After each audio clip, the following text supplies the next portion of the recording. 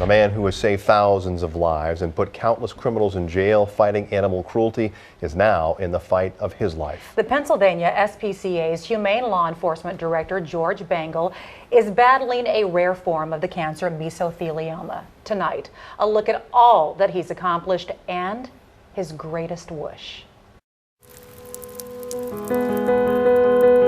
On a day that somehow fit, the news just learned George and Carol Bengal welcomed us into their home. How are you? Nice to see you. Thanks so much. Yeah, It's good come to on see in. Cancer is even more progressive than it was. Even though their doctor had just told them the medical team could do no more. This was the weekend before we learned of his diagnosis. After that, life as we've known it had no longer existed. But this is not about what could have been. It's about a life well lived, about the promise of all that will spring from it. It's all coming out. Bred and used for fighting. Bengal's quest to protect animals from cruelty, bring their torturers to justice, grab the national spotlight through 2 hit shows. Some fighting dogs are being kept in an abandoned property. One on Animal Planet. Chief Investigator George Bengal. And one on Nat Geo. It wasn't the fact that we were on a TV show. What was the highlight of my career was the fact that their eyes were opened. It was like, what can I do? You know, what can I do to help you, prevent this and stop this?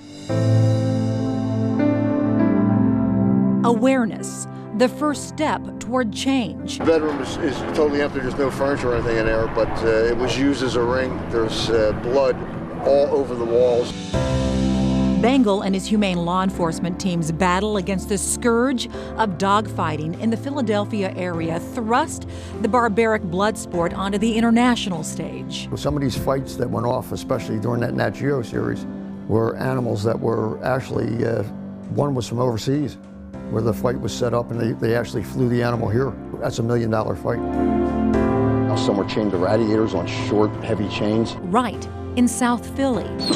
Humane officials also removed 2 homemade treadmills typically used to train dogs for fighting. In all, more than 50 dogs saved, with dozens of arrests. Some of those criminals are still behind bars. I'm just glad we were able to rescue these. We have countless stories about George, but one of them in particular sticks out in my mind because he literally saved us. The scene. A South Philly hoarder's home with hundreds of animals, and Fox 29's Chris O'Connell was on live TV. His officers protected us from a very violent person. Hey! He made sure that we made it to the police station. He made sure we were uninjured. He not only had a passion for helping animals, but he also helped us as people, and that's what makes him the guy he is. SPCA investigators who executed search warrants here. Bengal's animal and people-saving exploits have made one big impact on Philly's tough guy journalists. He's always an advocate for the community and for the animals. Everybody I know who's been around George for all these years knows what a top-notch guy he is. Fox 29's Steve Keeley, taking a page from Bengal's humane law enforcement book, summed up by the motto on their trucks, "Help is on the way." You'd think after being a cop for 20 years that somebody would deservedly take it easy and rest a bit and maybe take up a hobby, but not George. George Bengal's humane law enforcement career began after he retired from the Philadelphia police force. And before that, We came under attack here. You see all the bombs, they were shooting mortars. Bengal served our nation in the Vietnam War, drafted in 1966, exposed to asbestos somewhere along the way. For this cancer to develop, from what I'm being told, it takes about 50 years from the time you're exposed until the time it actually comes out. 50 years ago, you were serving our nation during the Vietnam War. Yeah, it would have put me right in my military years. Now I feel like dancing. Bengal's ringtone, Moves Like Jagger, blared. Oh my God. As his PSPCA family surprised him with a celebration of his career. Thank you so much. I don't even know what to say. You're our hero, buddy. You don't know what that means to me. You really don't. I get to sit up front this time. Usually I'm in the back of the room, I ain't gonna make this sound like a eulogy, because my man is right there, and he's still fighting. And also, I already told you, I'm getting married in 10 years, and I'm gonna need you to be my best man. Smith launched right into a story about a big rooster raid at a known drug corner where police backed them up. Police pulls up, me, Jason, George jumps out the car. Some guy that's selling drugs takes off running. What George do? Start chasing the guy that's selling drugs.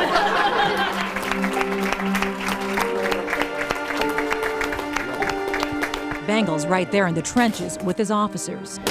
You look to your side, he's gonna be doing the same exact thing. So if I'm wrangling pit bulls, wrangling roosters, wrangling bulls, or whatever the case may be, he's standing right there next to you, grabbing the animal too. From around the world, emails, texts, tweets have been pouring in, thanking Bengal for all he's done for the voiceless. It's unbelievable. As his wife, I'm very proud. He is my hero, and I've gotten to share him with the world. But what the world doesn't know is that this fierce warrior in the fight against animal cruelty also cuts a mean rug on the dance floor. We got up to dance at the premieres and they were like, is this the same guy that we were for? 35 years ago, George and Carol met on the dance floor. Pretty much every Saturday since, date night has also been dance night. When George learned of his illness, we did go out to our favorite spot, and we danced that night. And he said to me, "This will probably be the last time we dance," and it was. So we had it. And then I said to him, "Our next dance will be in heaven." Yet to countless animals, George Bengal, to this day, is an angel on earth. What I want more than anything is for this work to be carried on and not to be left behind.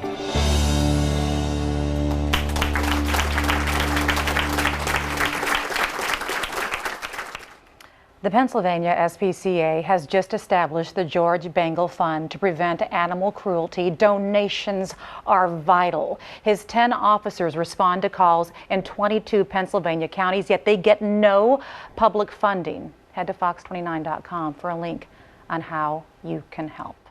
I'd just like to say to Governor Wolf and the state lawmakers, I'm literally pleading for help for our law enforcement agency. I want this work to continue. I want it to continue with the level that it is, and at some point be able to expand it. The SPCA totally operates a law enforcement department on donations from the public. We get no assistance from any local, state, or federal people. Our officers, we have 12 officers throughout the eastern part of Pennsylvania. We handle anywhere between 8,000 and 10,000 cases of animal cruelty a year. This is a monumental task. We bring in approximately every year over 2,000 animals that were rescued from bad situations. I feel that we've done so much to take the burden off of local law enforcement and the state police by doing this. Local police, state police are not really trained and equipped to be able to really do animal cruelty. Our officers have full police powers under the 5511 code. You know, we exercise these powers literally on a daily basis to remove animals out of bad situations. When we make these arrests out here for animal cruelty, the fines and penalties all go to the state. We receive nothing back at all. We're a nonprofit organization. Our budget is $10 million a year. Half of that goes to law enforcement, okay, to provide all the care for the animals, officers training and equipment, and vehicles. We have a full staff of forensic veterinarians that have to maintain and care for these animals after we bring them in. And you know, by the time that the case winds through the court, we could have these animals for 6 months and in some cases a year. If the service were to go away tomorrow and we were to go out of business, there would be nobody stepping up to the plate to be able to do animal cruelty at the level that we do it. If there's any way that the state can help us offset that expense, I mean, this is my last dying wish, that that this program continues, because I don't know who else would step up to the plate to do this.